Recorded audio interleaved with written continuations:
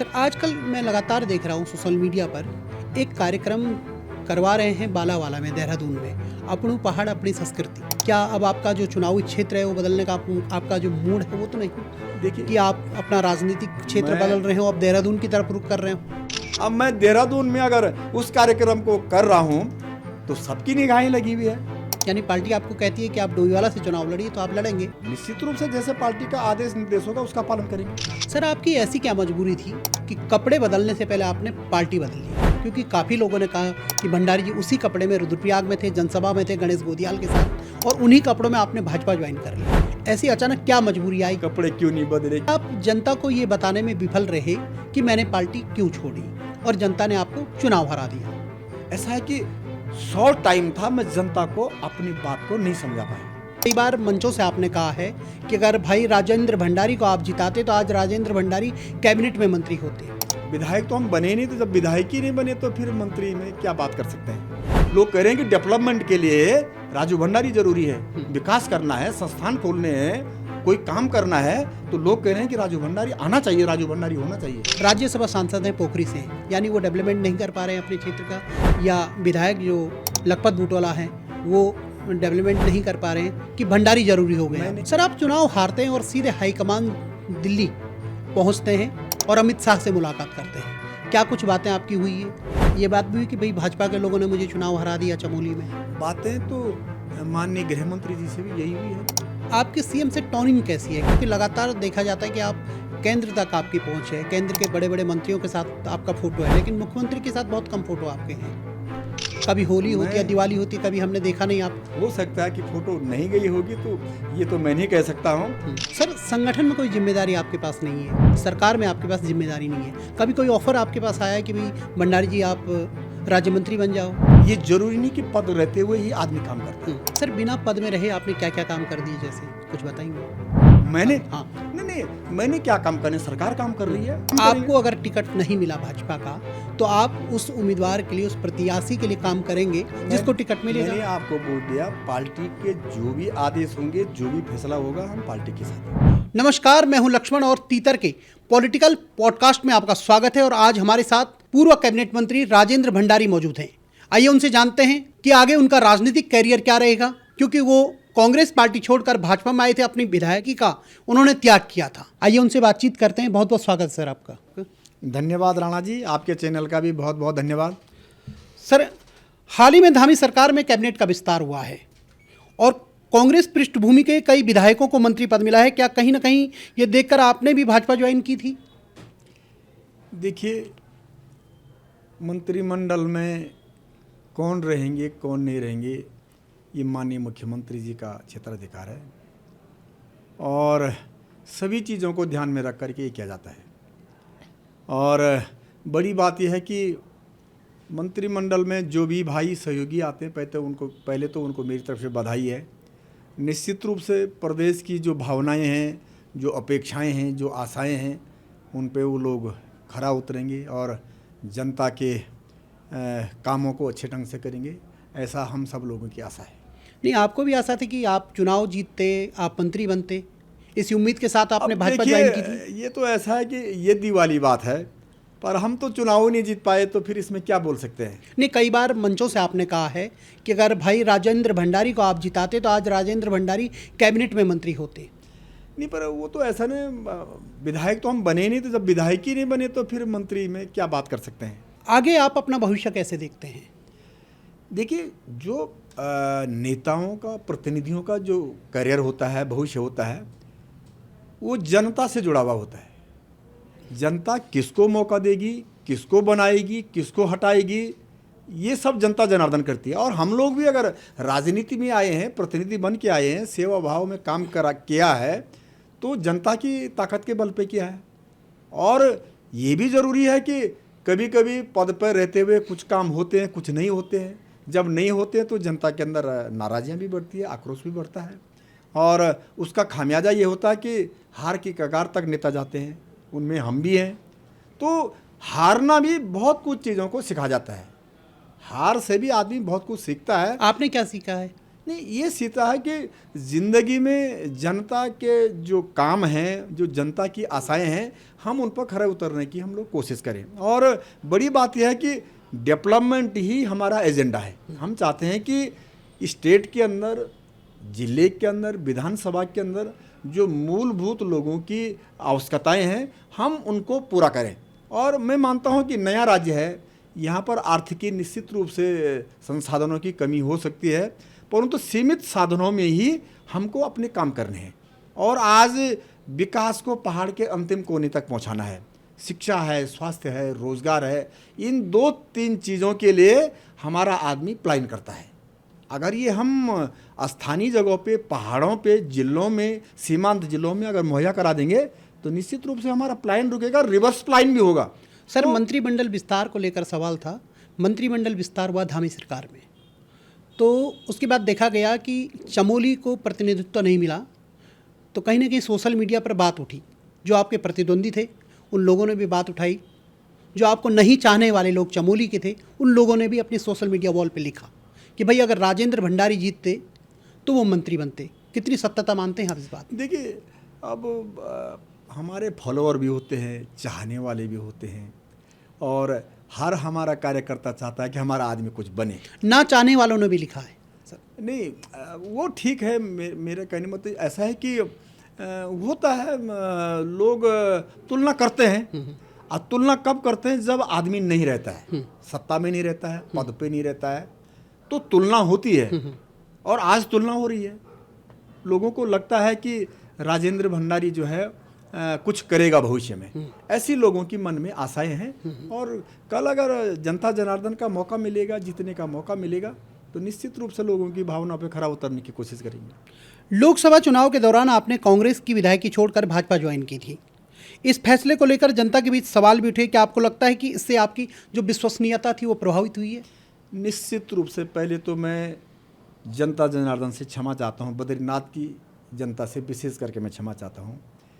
मैंने उनके मताधिकार का, मतों का बिल्कुल निश्चित रूप से अपमान किया है। यानी आप पछतावा कर रहे हैं? निश्चित रूप से पछतावा ये है कि उन्होंने मुझे विधायक बना दिया था और मैंने विधायकी छोड़ी। मंत्री बनने की चाह में? नहीं, मंत्री बनने की चाह में नहीं।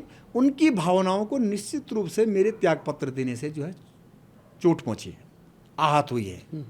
और जब उनको चोट पहुंची, आहत पहुंची, तो उन्होंने आक्रोश में आकर के ऐसा फैसला भी किया है कि नहीं, राजेंद्र भंडारी ने हमको पूछे बगैर हमारे मत का दुरुपयोग किया है। हमने जिता दिया था, भंडारी ने छोड़ दिया है, विधायकी छोड़ दी है। इस पर लोग, बहुत सारे लोग मुझसे आक्रोशित थे। मैं आज लगभग 2 साल के बाद अपनी जनता से क्षमा याचना करता हूं कि मैं उन लोगों से कह नहीं पाया उनसे कि मैं क्यों छोड़ना चाहता हूं। मेरा जो मकसद था, मैं ये चाहता था सत्ता में रह के जो हमारा जिला है, विशेष करके चमोली जो सीमांत जिला है, जहां आज भी विकास की बहुत ज़्यादा ज़रूरत है, मैं शिक्षा, स्वास्थ्य, रोजगार, डेवलपमेंट पे मैं अपना एजेंडा बनाऊं और सरकार में रह के उन कामों को मैं पूरा करूं।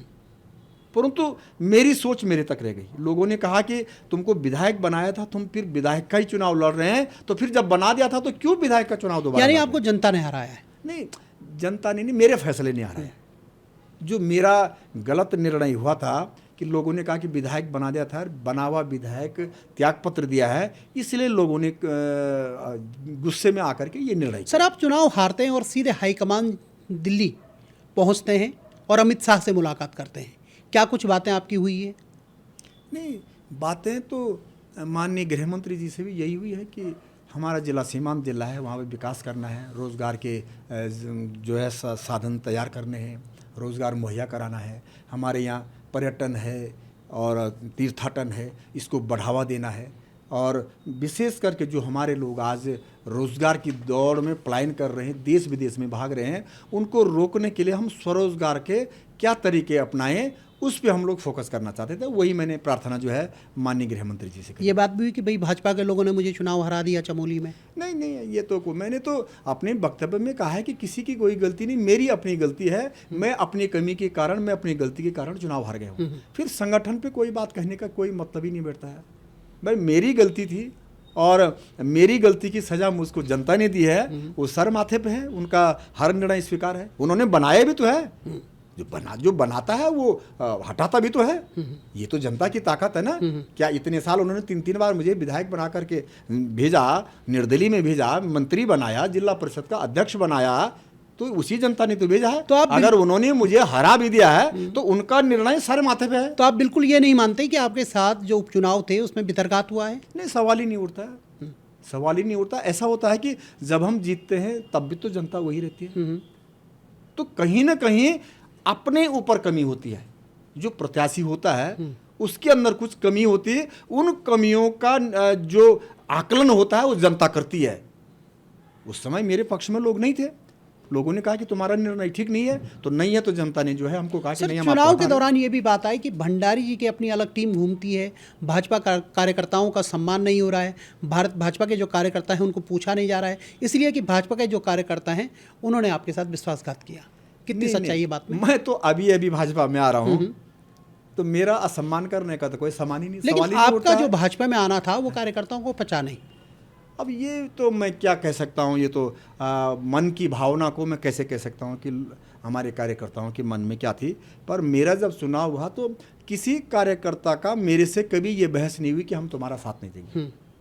पार्टी ने पूरा साथ दिया, हाईकमान ने पूरा साथ दिया, लोग लगे रहे। इतना 23,000 वोट पड़ा तो फिर कहाँ से आया इतना वोट? कह रहे थे कि राजू भंडारी 20,000 से हारने वाला, 25,000 से हारने वाला है, तो फिर इतना वोट कहाँ से आया? जब पार्टी ने काम किया, जब पार्टी का वोट पड़ा, तभी तो मुझको इतना वोट पड़ा है। उपचुनाव में जो जीते हैं कांग्रेस के लखपत बुटोला काफ़ी सक्रिय हैं, विधानसभा में पहाड़ वर्सेस प्लेन का मुद्दा उठा रहे हैं। कहीं ना कहीं उनका ये भी कहना था, अभी सत्र में उन्होंने कहा कि जो विधानसभा में खाना बनाने वाले हैं वो सहारनपुर से हैं। कैसे देखते हैं आप? देखिए, उन्होंने विधानसभा के अंदर क्या कहा, पहले तो मैंने उसको देखा नहीं है। और विधानसभा में हर विधायक का अपना ज्यूरिडिक्शन है, अपना क्षेत्राधिकार है। वो अपने क्षेत्र से संबंधित क्या मुद्दे उठाता है, कौन कौन से मुद्दे उठाता है, तो वो उन विधायकों की अपनी व्यक्तिगत राय है, उसमें मैं कोई टिप्पणी करूं तो ये मेरे लिए ठीक नहीं है। ये आप पहाड़ी विधायक हैं, पहाड़ी क्षेत्र से आप हैं, पहाड़ वर्सेस मैदान का मुद्दा चल रहा है, तो आप इस परिप्रेक्ष्य में क्या कहेंगे? देखो, ये राज्य ही पहाड़ी राज्य के नाम से बना हुआ है। जब हम उत्तर प्रदेश के अंदर थे और उत्तराखंड राज्य बना, तो नारा था कि कोदा झंगोरा खाएंगे, उत्तराखंड राज्य बनाएंगे और पहाड़ का राज्य बनाएंगे। पहाड़ के राज्य के नाम से अलग स्टेट मिली हुई है, तो इसलिए बनी हुई थी कि पहाड़ों का डेवलपमेंट उत्तर प्रदेश के साथ नहीं हो पा रहा था, इसलिए पहाड़ी राज्य बनाएगा, अपना राज्य होगा, अपना मंत्री होगा, अपना विधायक होगा, तो पहाड़ की पीड़ा करेगा, पहाड़ों का विकास करेगा। तो पहाड़ के संबंध में तो हम पूरे डट के खड़े हैं, कोई बोलने की कोई बात ही नहीं है, और पहाड़ का डेवलपमेंट करना ही हमारा मकसद है, इसीलिए हम राजनीति में आए हुए हैं। क्या आपको लगता है कि आपके दल बदल के फैसले को लेकर जनता में कहीं ना कहीं बहुत ज़्यादा नाराजगी? बिल्कुल, लोगों ने, जब मैंने पार्टी छोड़ी तो जो 20, 25, 30 साल से मेरे साथ जुड़े हुए थे, जिनकी आस्था, भावना, सिद्धांत मेरे साथ जुड़े हुए थे, निश्चित रूप से उनकी भावनाओं को ठेस लगा है, गहरा आघात लगा है। लोग तो यहाँ तक कि मेरे रिजाइन करने के बाद रो पड़े लोगों ने कहा कि भंडारी जी, आपने हमारे साथ जो है धोखेबाजी की, और मेरे से बात तक करना लोगों ने बंद कर दिया। लोगों ने कहा कि आपने बिना हमारी राय के निर्णय किया है, इसलिए इतनी ताकत से लोगों ने मेरे खिलाफ काम किया कि नहीं, भंडारी को तो सबक सिखाना ही देखा। और मैं अपनी गलती को स्वीकार करता हूं। मैं पहले भी बोल चुका हूं कि निश्चित रूप से मेरे लोगों को, मेरे जो मित्र थे, जो पार्टी के थे उस समय के, उनकी भावनाओं को ठेस लगी है, और उस ठेस के कारण ही उन्होंने ये निर्णय किया है। सर, आपकी ऐसी क्या मजबूरी थी कि कपड़े बदलने से पहले आपने पार्टी बदल ली? क्योंकि काफ़ी लोगों ने कहा कि भंडारी जी उसी कपड़े में रुद्रप्रयाग में थे, जनसभा में थे गणेश गोदियाल के साथ, और उन्हीं कपड़ों में आपने भाजपा ज्वाइन कर ली। ऐसी अचानक क्या मजबूरी आई कि बहुत जल्दी में आपने? कपड़े तो अब हो सकता है वही कपड़े रहे होंगे, इसको मैं क्या बोल सकता हूँ कि कपड़े क्यों नहीं बदले, क्या बदले, तो वो तो बात अलग है। परंतु मैंने आपको पहले भी अपना स्टैंड क्लियर किया है। मैं चाहता था कि सत्ता वाली पार्टी में जाऊं और अपने क्षेत्र का विकास करूं। मेडिकल कॉलेज नहीं है आज जनपद चमोली, मैं चाहता हूं कि मेडिकल कॉलेज खुले। हमारे यहाँ बद्री, केदार, गंगोत्री, यमुनोत्री की यात्रा है, हम चाहते हैं कि उसमें हम खूब मजबूती से पैरोकारी करें, ताकि ज़्यादा टूरिस्ट आए, ज़्यादा पर्यटक आए, ज़्यादा तीर्थाटन वाले लोग आए, क्योंकि शांत वादियाँ हैं।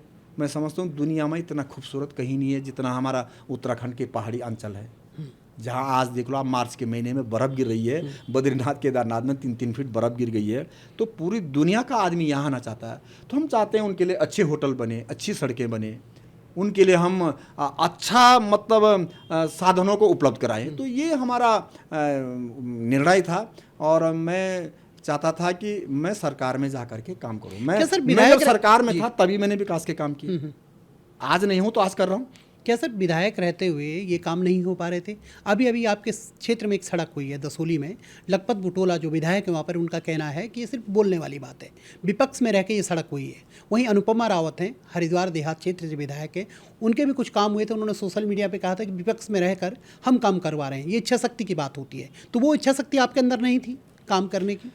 अब देखिए, मेरे अंदर इच्छा शक्ति थी या नहीं थी ये पूरी दुनिया जानती है कि जो भी सड़क हो, स्कूल हो, अस्पताल हो, डेवलपमेंट का जो भी काम हो, उसका वित्तीय स्वीकृति, उसकी प्रशासनिक स्वीकृति केवल सरकार करती है और सरकार के अनुमोदन से ही, मंत्री और मुख्यमंत्री जी के अनुमोदन से ही वो काम होता है। अब बाकी कौन क्या बोल रहा है उस पर मैं कोई टिप्पणी नहीं करना चाहता हूँ। मैं उस पर कोई टिप्पणी नहीं करना चाहता हूँ। आप मुझे ये बताइए, क्या विपक्ष में रह के कोई आदमी शासनादेश करता है क्या? नहीं, शासनादेश तो मंत्री के सिग्नेचर से होता ना। कुछ लोगों के तो काम हो रहे सर। अरे काम हो रहे हैं, काम तो होंगे ना। स्टेट में काम क्यों नहीं होंगे? 70 विधानसभाओं में काम होंगे, पूरे उत्तराखंड के कोने कोने में काम होंगे। अब वहाँ पक्ष के भी लोग होंगे, विपक्ष के भी लोग होंगे, तो जहाँ विपक्ष के लोग होंगे वहाँ काम नहीं करना क्या? लेकिन ये कहा जा सकता है कि उस दौरान आपके काम नहीं हो रहे थे, क्या ये कहना ठीक होगा? जब आपने पार्टी छोड़ी से जी काम होना चाहिए, विपक्ष में रहकर उस गति से काम नहीं हो पाते हैं जिस गति से होना चाहिए। जो सरकार का विधायक है वो कई गुना ताकत से काम करता है। तो आप जनता मैं तो कांग्रेस के राज में 4 साल और 10 महीने तक विधायकी रहा, 2 महीने मंत्री बना था। तो मैंने क्या विधायक रहते हुए, सरकार का विधायक रहते हुए काम नहीं किया? ओबीसी कराया, इंजीनियरिंग कॉलेज कराया, नर्सिंग कॉलेज कराए, पॉलिटेक्निक कराए, सड़कें कराई, ITI करवाए। तो आप बताइए, ओबीसी जैसा कई वर्षों से जो आदरणीय फोनिया जी के ज़माने से जो मामला चल रहा था है, तो ऐसे बड़े बड़े काम करवाए। क्या सरकार में था तभी तो कर पाया? यानी आप जनता को ये बताने में विफल रहे कि मैंने पार्टी क्यों छोड़ी और जनता ने आपको चुनाव हरा दिया।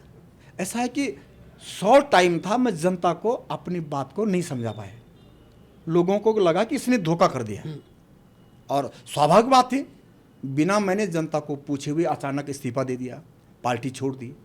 तो लोगों को लगा कि ये धोखा है, ये हमारी मतों का क्या है, हमारे मतों का अनादर है। तो लोगों ने गुस्से में आकर के वोटिंग कर दी। लेकिन आज लोग बोल रहे हैं राजू भंडारी जरूरी है। लोग ये भी तो कह रहे हैं, लोग कह रहे हैं कि डेवलपमेंट के लिए राजू भंडारी जरूरी है, विकास करना है, संस्थान खोलने हैं, कोई काम करना है, तो लोग कह रहे हैं कि राजू भंडारी आना चाहिए, राजू भंडारी होना चाहिए। यानी अब लोगों ने 2 साल में तुलना कर दी। राज्यसभा सांसद हैं पोखरी से, यानी वो डेवलपमेंट नहीं कर पा रहे हैं अपने क्षेत्र का, या विधायक जो लखपत बुटोला हैं वो डेवलपमेंट नहीं कर पा रहे हैं कि भंडारी जरूरी हो गए? मैंने ये कहा कि राज्यसभा नहीं कर रहे हैं, लोकसभा नहीं कर रहे हैं, या विधायक नहीं कर रहे हैं। मैं ये कहाँ कह रहा हूँ? मैं ये कह रहा हूँ कि सरकार में रह करके कई गुना ताकत से काम होते हैं और कई गुना ज़्यादा काम होते हैं। ये पूरी दुनिया जानती है इस बात को, आप भी जानते हैं इस बात को, बच्चा बच्चा इस बात को जानते हैं कि जो सरकार का आदमी होगा, जो सरकार में होगा, वो कई गुना ज़्यादा। मैं मानता हूं कि विपक्ष में रह करके कोई अपने तरीके से काम करवा ले, वो दूसरी बात है, परंतु जो सरकार का नुमाइंदा होगा वो माननीय मुख्यमंत्री जी के पास जाएगा, माननीय मंत्री जी के पास जाएगा, सरकार के सेक्रेटरी के पास जाएगा, तो उसको उसका एज मिलती है, उसके क्या मिलता है, लाभ मिलता है, और उस लाभ के कारण वो कई काम कर देता है। सर, संगठन में कोई जिम्मेदारी आपके पास नहीं है, सरकार में आपके पास जिम्मेदारी नहीं है, कभी कोई ऑफर आपके पास आया है कि भाई भंडारी जी आप राज्य मंत्री बन जाओ? नहीं, देखिए, या संगठन में कोई जिम्मेदारी ले लो? देखिए, मैं पार्टी का एक सदस्य हूँ और पार्टी जब मेरे लिए जिस काम पे कहेगी मैं उस काम करने के लिए तैयार हूँ। ये जरूरी नहीं कि पद रहते हुए ही आदमी काम करता है। हजारों लाखों आदमी जो बिना पद के काम कर रहे हैं, तो क्या बिना पद के काम नहीं होते हैं क्या? काम करने की अगर चाह है, अगर इच्छा शक्ति है, तो बिना पद के भी तो आदमी काम करता है। ऐसा नहीं है कि बिना पद के आप उनका, और सबको पद थोड़ी मिल सकते हैं। आप ये बताइए ये संभव है कि प्रदेश में प्रत्येक आदमी को पद मिल जाए, विधायक मंत्री बन जाए, मुख्यमंत्री बन जाए, ये संभव है क्या? सर बिना पद में रहे आपने क्या क्या काम कर दिए, जैसे कुछ बताएंगे? मैंने हाँ। नहीं, मैंने क्या काम करने, सरकार काम कर रही है, उसका श्रेय हम लोगों को भी मिल रहा है। काम सरकार कर रही है, माननीय मंत्रीगण कर रहे हैं, मुख्यमंत्री जी कर नहीं, रहे आप हैं। ही ने कहा ना सर हाँ? कि बिना पद में रहे काम हो सकते हैं, लेकिन आप लोगों ने क्या काम किया? मैं कह तो रहा हूं कि जो सरकार आज जनपद चमोली में काम कर रही है, या बद्रीनाथ विधानसभा में काम कर रही है, या कर्णप्रयाग थराली में काम कर रही है, तो सरकार कर रही, तो जो वहां के नुमाइंदे होंगे, इनिशिएटिव उसका उन्हीं को तो मिलेगा। जो उसका जो लाभ मिलना है, जो उन लोगों को ये कहा जाएगा कि भाई इस क्षेत्र का प्रतिनिधि कौन है, तो उस प्रतिनिधि को भी तो उसका लाभ मिलेगा। सर आपको चुनाव हराया जनता ने, उसके बाद आपकी पत्नी चुनाव लड़ती हैं जिला पंचायत सदस्य का, वे भी चुनाव हार जाती हैं, तो आगे की तैयारी कैसे आपकी रहेगी, क्योंकि लगातार 2 चुनाव आप लोग हार चुके हैं? देखिए, चुनाव हारना और जीतना समय के साथ होता है। इस देश में इस प्रदेश के मैं उदाहरण बताऊंगा, बड़े बड़े लोग चुनाव हारे हैं। तो अगर हारने जीतने का ही आकलन होना है, तो फिर तो बड़े बड़े लोग हैं, एक मैं ही थोड़ी हूं, मैं तो बहुत अदना से छोटा सा आदमी हूं। परंतु हालात, परिस्थितियां आदमी को हराती भी है, जिताती भी है। हो सकता है कि वो परिस्थितियां, वो हालात मेरे अनुकूल न रहे होंगे, जनता मेरे से नाराज रही होंगी, एंटी इनकम्बेंसी मेरे पे रहा होगा। मैं 12-15 सालों से पदों पे हूँ, विधायक हूँ, मंत्री हूँ, जिला परिषद का अध्यक्ष हूँ, मैं भी हूँ, मेरी पत्नी भी हूँ। मेरी पत्नी 2 बार अध्यक्ष रही, मैं जिला परिषद का अध्यक्ष रहा, मैं 3 बार विधायक रहा, 2 बार मिनिस्टर रहा। इतने लंबे समय से जो लोगों की एंटी इनकम्बेंसी मेरे प्रति थी, किसी का काम हुआ होगा, किसी का छूट गया होगा, किसी के दुख में, किसी के कष्ट में, किसी के शादी में, किसी के ब्याह में नहीं जा पाया होगा, तो वो नाराजियां भी तो लोगों के अंदर इतनी नाराजगी कि दूसरा चुनाव भी आपको हरा दिया, इतनी बड़ी नाराजगी जनता में, ऐसे क्यों? तो मैं जीता भी तो हूँ चुनाव, क्या जीता नहीं हूँ मैं? पहले मैं भारी लहरों के बावजूद भी, तो मैं पिछली बार तो पूरे उत्तराखंड में गढ़वाल से तो अकेला विधायक था जो जीत करके गया हूँ। क्या ये मेरी उपलब्धि नहीं थी? क्या ये जनता ने जिताया नहीं? क्या उसी जनता ने तो जिताया है। लेकिन मैं पूरे गढ़वाल से अकेला विधायक जीत करके भी तो गया हूँ। लेकिन उन उपलब्धियों में कमी कहाँ रह गई कि जनता लगातार आपको दोबारा चुनाव हरा दे रही है? आपने उसको एनालाइज किया होगा, आपने देखा होगा भाई कमी कहाँ रह रही है, कुछ सोचा आपने कि कमी कहाँ रह जा रही है? नहीं, मैंने बोला ना, क्योंकि 2027 का भी चुनाव है। मैं जनता के अनुरूप काम नहीं कर पाया होगा, उनकी भावनाओं पे खरा नहीं उतर पाया होगा, इसलिए उन्होंने जो है मेरे को ये हार में बदली कर दिया है। अगर हम मेहनत करेंगे, काम करेंगे, जनता की भावनाओं को टटोलेंगे, उनकी भावना के अनुसार अगर हम काम करेंगे, तो दुनिया में कौन सी ऐसी चीज़ है जिसको प्राप्त नहीं किया जा सकता है? कर्म तो करना है, तो कर्म कर रहे हैं ना। अब फल क्या होगा ये तो आने वाला समय बताएगा, ऐसा थोड़ी नहीं है। सर आजकल मैं लगातार देख रहा हूँ सोशल मीडिया पर एक कार्यक्रम करवा रहे हैं बालावाला में, देहरादून में, अपनू पहाड़ अपनी संस्कृति। क्या अब आपका जो चुनावी क्षेत्र है वो बदलने का आपका जो मूड है वो तो नहीं? देखिए कि आप अपना राजनीतिक क्षेत्र बदल रहे हो, आप देहरादून की तरफ रुख कर रहे हो? मैं पिछले 10 वर्षों से देहरादून में, हम लोग, मैं तो नहीं पर हम लोग, पूरी संस्था है हमारी, अपना पहाड़ अपनी संस्कृति का, यहाँ पर एक मंच बना हुआ है, एक कार्यकारिणी बनी हुई है, उसके बैनर तले हम सब लोग उस कार्यक्रम को करते हैं। उसमें सारे दलों के लोग हैं, कांग्रेस हो, बीजेपी हो, अन्य दल हो, सब मिलकर के इस कार्यक्रम को करते हैं। अब हम नेता हैं तो हमारा कोई भी रिएक्शन जो है, कोई भी एक्शन जो है, रिएक्शन तो पैदा करता ही है। अब मैं देहरादून में अगर उस कार्यक्रम को कर रहा हूं तो सबकी निगाहें लगी हुई है, सब कह रहे हैं ये क्यों कर रहा? अरे भाई क्यों कर रहा? मैंने पहले नहीं करे क्या? हम लोगों ने पहले नहीं करे क्या? पहले भी तो 2-3 बार यहाँ कार्यक्रम हुए हैं। और बड़ी बात क्या है, ये जो पहाड़ वासियों का जो ये कार्यक्रम है, 20,000 25,000 लोग इसके अंदर आते हैं, लोगों की भावनाएं जुड़ी हुई है। सर चर्चाएं तो ये भी कि आप डोईवाला से चुनाव लड़ेंगे? नहीं, देखिए, इसलिए ये तैयारियां की जा रही हैं। मैंने आपको बोला ना, हम राजनीतिक लोग हैं, हमारी क्रिया में प्रतिक्रिया होती है। लोग तो कयास तो लोग लगाएंगे ना, डोईवाला से चुनाव लड़ रहा है, कर्णप्रयाग से चुनाव लड़ रहा है, बद्रीनाथ से चुनाव लड़ रहा है, हरिद्वार से लड़ रहा है, ये चर्चा होनी चाहिए। और नेता पे अगर चर्चा नहीं होगी, इसका मतलब है नेता जो है खत्म हो गया। यानी पार्टी आपको कहती है कि आप डोईवाला से चुनाव लड़िए, तो आप लड़ेंगे? देखिए, पार्टी का कल क्या निर्णय होता है ये तो आने वाले समय में बताएगा। हम आज से ही उस बात में क्यों लें? पर हम पॉलिटिकल लोग हैं, हम राजनीतिक लोग हैं, राजनीति का हम इच्छा शक्ति तो रखते हैं ना, और इच्छा शक्ति है हमारी। हमें जब तक पार्टी हमारा उपयोग करना चाहेगी, निश्चित रूप से जैसे पार्टी का आदेश निर्देश होगा उसका पालन करेंगे। अब पार्टी कल क्या निर्णय करती है ये तो आने वाला समय बताएगा, परंतु मैं ये निश्चित रूप से कहता हूं कि जिस नेता पे चर्चा होती है, परिचर्चा होती है, इसका मतलब उसके अंदर कुछ है, कुछ दम बाकी है, उसके अंदर कुछ ताकत है अभी। और जिसमें चर्चा ही नहीं होती है, जिसका नाम ही नहीं आता है, गुमनाम है, समझ लो ये चला गया, अंधेरे में चला गया। सर अगर भाजपा आपको टिकट नहीं देती है 2027 में, तो आपका राजनीतिक भविष्य आपने क्या सोचा? कोई प्लान बी आपने तैयार किया है? मेरा कोई प्लान बी नहीं है सर, न मेरा कोई प्लान ये है सर। हम पार्टी के सिपाही हैं, पार्टी का जो आदेश और निर्देश होगा उसका पालन करेंगे। तो इसमें इफ एंड बट का तो कोई सवाल ही नहीं उठता है। यानी आपने कुछ सोचा नहीं है? नहीं, सोचने की जरूरत ही नहीं है। हमको कहा गया है कि आप लोग पार्टी के लिए काम करिए, जनता के लिए काम कीजिएगा, क्षेत्रों में जाकर के आप लोग काम करो। अब कल क्या होगा ये तो छोड़ दीजिए ना। देखो, एक अनार 100 बीमार है, बहुत सारे लोग हैं लाइन पे, 1 है, 2 है, 3 है, 4 है, हर आदमी इच्छा रखता है, क्यों नहीं रखेगा आदमी? मेरी बारी आएगी, मेरी बारी आएगी, मेरी बारी आएगी, यही तो प्रतिस्पर्धा है और इसी से तो दुनिया चलती भी है। अब कल किसके नाम लॉटरी खुलेगी ये तो कल के दिन आने वाली बात है, परंतु हम हाथ पर हाथ धरे बैठे रह जाए ऐसा तो संभव नहीं हो सकता है। राजनीतिक लोग हैं, राजनीतिक गतिविधियों में जाना पड़ता है, भाग लेना पड़ता है, लोगों के कामों में आगे आना पड़ता है, लोगों की हितों की रक्षा करनी पड़ती है, जनता के प्लेटफॉर्म पे खड़ा होना पड़ता है। यानी अपना प्लान भी आपने तैयार रखा है, लेकिन फिलहाल बता नहीं रहे हैं, ये माना जाए? नहीं नहीं नहीं, हाथ पे हाथ रखकर नहीं बैठने की हमारा प्लान ये है कि हम पार्टी के सिपाही हैं और पार्टी कल जो भी निर्णय के, कल पिछली बार पार्टी ने, मैंने इस्तीफा दिया तो पार्टी ने चुनाव लड़ा, तो मैंने चुनाव लड़ लिया। अब कल पार्टी क्या निर्णय करती है तो जो भी निर्णय करेगी हम तो पार्टी के साथ हैं। जिला पंचायत सदस्य का चुनाव था, उस सीट पर पार्टी ने किसी को अपना अधिकृत प्रत्याशी घोषित नहीं किया, तो हो सकता है कि बद्रीनाथ में भी विधानसभा चुनाव में कुछ ऐसा पार्टी करे। अब ये तो देखो, ये संगठन, सरकार, हाईकमान सब मिलकर निर्णय करते हैं।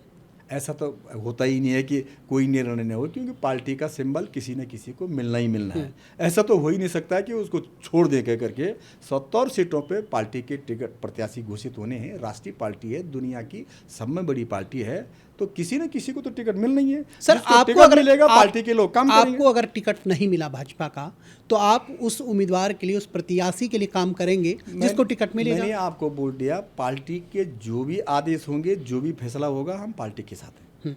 सर मुख्यमंत्री पुष्कर सिंह धामी, आप उनके कार्यकाल को, कामकाज को कैसे देखते हैं? मुख्यमंत्री जी बहुत अच्छा काम इस प्रदेश के अंदर कर रहे हैं।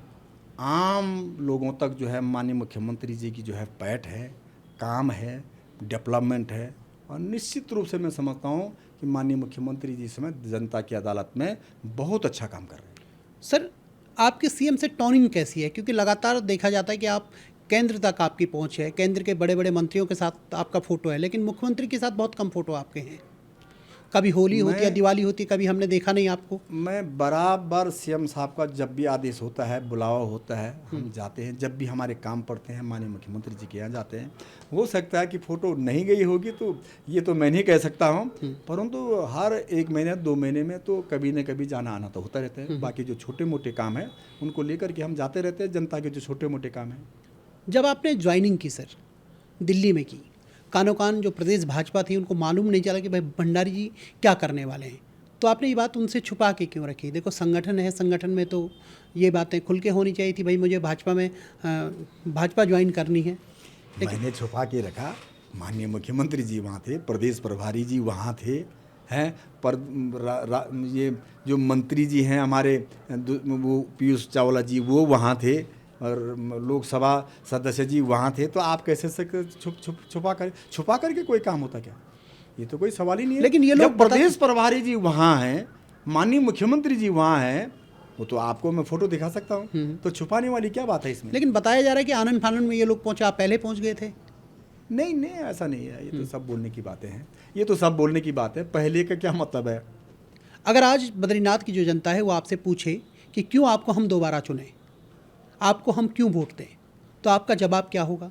देखो, मेरे जीवन का एक तो सब में बड़ा मकसद है, मैं जनपद चमोली में मेडिकल कॉलेज खोलना चाहता हूँ।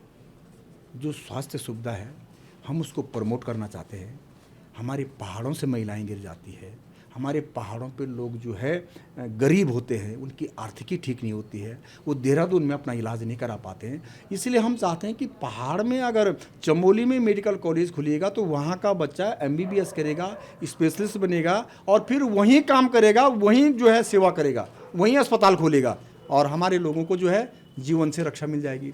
हमारे चमोली का हर घर से बच्चा जो है डॉक्टर बन जाएगा। आज देखो ना, हमने इंजीनियरिंग कॉलेज खोला, चमोली के हर घर से, हर गांव से बच्चा बीटेक कर रहा है और देश और दुनिया में बड़े बड़े पैकेजों पे वो नौकरी पे जा रहा है, करोड़ करोड़ तक के पैकेज पे वो जो है नौकरी कर रहा है। आज नर्सिंग में हमारी बेटियां घर से खाना खा करके BSc नर्सिंग कर रही, MSc नर्सिंग कर रही है। आज केंद्रीय विद्यालय चमोली के अंदर खुल गए हैं। आज पॉलिटेक्निक आज घर घर में विकास खंड के अंदर खुल गई है ताकि हमारे बच्चा रोजगार परक शिक्षा करे, डिप्लोमा करे और कहीं ना कहीं अपने रोजगार का जरिया तैयार करे। जब हम रोजगार परक शिक्षा के हब ही नहीं खोलेंगे, हमारे यहाँ पर अभी जो है ANM है, GNM है, पैरामेडिकल है, BSc है, MCA है, ये तमाम चीज़ें MEd वगैरह है, हम इनको खोलना चाहते हैं ताकि जिस दिन हमने डिप्लोमा के बच्चों को तैयार कर दिया, जिस दिन हमने रोजगार परक शिक्षा को तैयार कर दिया, उस दिन हमारे बच्चों को रोजगार मिलेगा, स्किल हो जाएंगे, क्वालिफाई हो जाएंगे तो नौकरी तो उनको वैसे ही मिलेगी। और देहरादून के अंदर, दिल्ली के अंदर अगर बच्चों को डिप्लोमा करना पड़ेगा तो इतना पैसा हमारे पहाड़ के लोग, हमारे चमोली के लोग बहन नहीं कर पाते हैं क्योंकि बहुत साधारण परिवारों के हमारे लोग हैं। और आज देखो हमारे चमोली में 25-25 हज़ार में लोगों ने इंजीनियरिंग करी है, 25-25 हज़ार में। आज वही 13,000 की फीस में नर्सिंग कर रही है हमारी बेटियां और हमारे बेटे। पॉलिटेक्निक में 12,000 फीस पे जो है हमारे बच्चे पॉलिटेक्निक कर रहे हैं, ITI कर रहे हैं। तो हमारा बच्चा क्वालिफाई होगा। हमारे यहाँ पर परियोजनाएं खुल रही हैं, हमारे यहाँ पर तमाम तरह का जो है ये बड़ी बड़ी मशीनें आ रही हैं। तो जब हमारा बच्चा स्किल होगा, क्वालिफाई होगा तो तब तो वो रोज़गार पाएगा। और जब उसके पास स्किल ही नहीं होगा, जब उसके पास डिप्लोमा ही नहीं होगा तो फिर नौकरी कहाँ से करेगा, आप मुझे बताइए। आज घर घर पे पहाड़ के अंदर, चमोली के अंदर बच्चा पॉलिटेक्निक कर रहा, ITI कर रहा है, हर ट्रेड के अंदर क्वालिफाई हो रहा है और आज वो नौकरी कर रहा है। कम से कम स्वरोजगार तो तैयार कर रहा है वो। सर, मेडिकल कॉलेज का जो सपना है वो आपका पुराना है, मान लेते हैं, लेकिन सरकार में आप मंत्री रहे, आप ये सपना अपना उस दौरान क्यों पूरा नहीं कर पाए? अब देखो, हर चीज़ तो एक समय में पूरी नहीं हो सकती है। मेडिकल कॉलेज खुलने के बाद भी बहुत सारी चीज़ें हैं जो छूट जाएंगी। स्टेप बाय स्टेप ये सारी चीज़ें पूरी होती है। मेडिकल कॉलेज के लिए पहले हम चाहते थे कि बेस अस्पताल बन जाए। बेस अस्पताल बनेगा तो उसकी कैपेसिटी बढ़ जाएगी, उसकी कैपेसिटी बढ़ेगी तो फिर मेडिकल कॉलेज में कन्वर्ट हो जाएगा। तो स्टेज वाइज हम इस काम को करना चाहते हैं। तो अस्पताल तो बेस भी नहीं बना। मैं तो कांग्रेस के ज़माने में केवल दो महीना मंत्री रहा, केवल 2 महीने मंत्री रहा।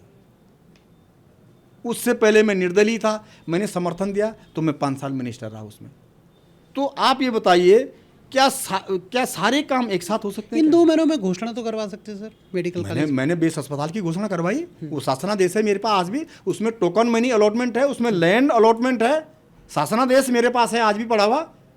मैंने उसके शासनादेश करवा रखा है, मैं आपको उसको शासनादेश भी कल आपको दे सकता हूँ। क्या वजह है कि धरातल पर घोषणा नहीं उतर पाई? नहीं, तब तक चुनावों की घोषणा हो गई। जब मैं सेकंड टर्म में लास्ट में 2 महीने के लिए मिनिस्टर बना तो 2016 में लास्ट में वो घोषणा हो पाई थी।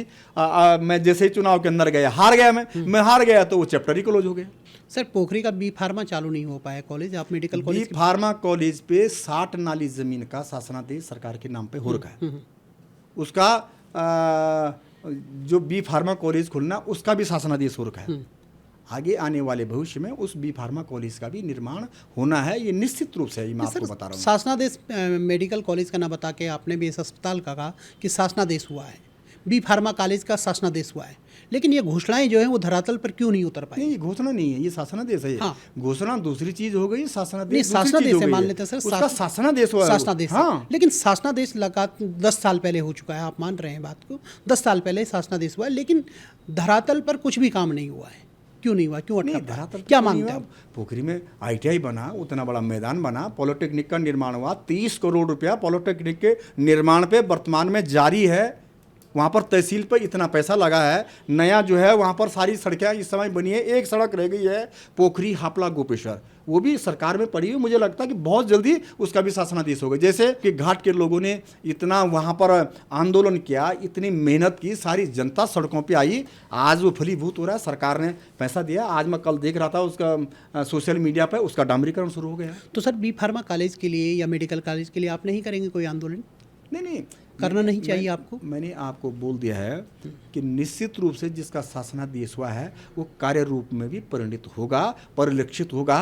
पोखरी के अंदर जो बी फार्मा कॉलेज का शासनादेश हुआ, आने वाले समय में उसका भी निश्चित रूप से विधिवत रूप से शुभारंभ होगा। सर आप मंत्री रहे हैं, पोखरी जो सड़क है कणपियाक से पोखरी की, उसकी बड़ी दुर्दशा है। नहीं, वो तो ठीक हो गई है, उस पर तो बहुत बढ़िया इस समय पेंटिंग हो गई है और कणपियाक पोखरी की रोड बहुत बढ़िया हो गई। मैं मानता हूँ कि 1-2-3 साल पहले बहुत खराब स्थिति में थी, पर अभी तो बहुत बढ़िया हो गई है, अच्छी हो गई है। सर चौड़ाई तो वही है अभी? नहीं, चौड़ाई मैं मानता हूँ कि ट्रैफिक के हिसाब से उन्होंने रखा होगा, कोई मानक होगा, परंतु रोड बहुत अच्छी हो गई है। रोड में कोई कमी वर्तमान में नहीं है, उसमें रोड बहुत अच्छी है। और वहाँ पे जो हमारा पोखरी हापला गोपेश्वर है वो रोड निश्चित रूप से चिंताजनक है और वो उसका एस्टिमेट बन के शासन में जमा है। मुझे लगता है कि बहुत जल्दी उसका शासनादेश हो जाएगा। धन्यवाद भंडारी जी, आप हमारे साथ जुड़े। ये थे हमारे साथ पूर्व कैबिनेट मंत्री राजेंद्र सिंह भंडारी। उन्होंने बताया कि किस तरह वो विकास का विजन रखते हैं और कैसे आने वाले समय में वो अपने क्षेत्र का विकास करेंगे। मेडिकल कॉलेज है या बी फार्मा कॉलेज है, कई उनकी पुरानी जो घोषणाएं हैं, शासनादेश हैं, उनको वो पूरा करवाएंगे। देखते रहिए हमारे साथ तीतर।